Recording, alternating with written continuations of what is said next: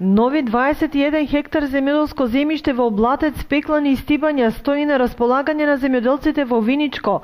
Огласот е во тека, условите остануваат исти како и претходните огласи со кои Виница има 443 хектари државно земјиште на долготраен закуп. Овој оглас може да конкурираат физички и правни лица, како и странски правни лица кои имаат подружници регистрирано на територија на Република Македонија.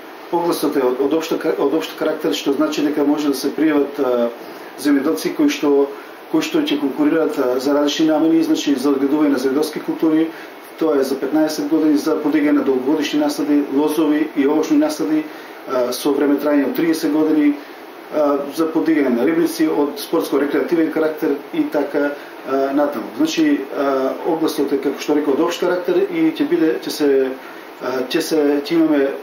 по пат на електронско надавање, односно со аукција. Аукцијски ќе се утврдува цената, така да понудената, значи највисока цена ќе биде одлучувачка при изборот на понудите.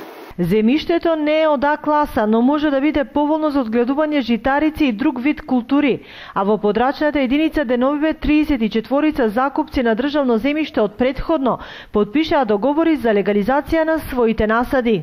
Од Виница имаме 34 понудувачи, сега значи на 34 понудувачи ќе бидат склучени договори со време трајање од 30 години, значи тоа е долгорочен закуп за долгогодишни лозови и овошни насади. Површината е некаде околу 9 хектари на земјоделска површина.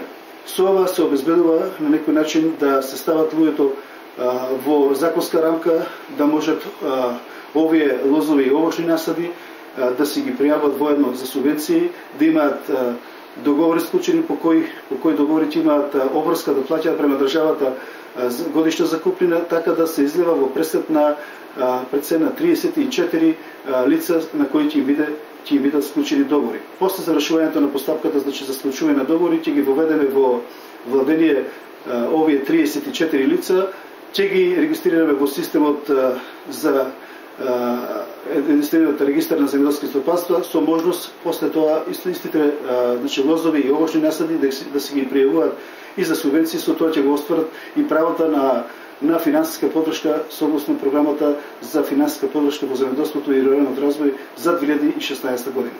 Инаку, според најавите од Подрачното министерство, до крајот на годината треба да се исплатат субвенциите за пољоделско производство, фуражни култури и житарица.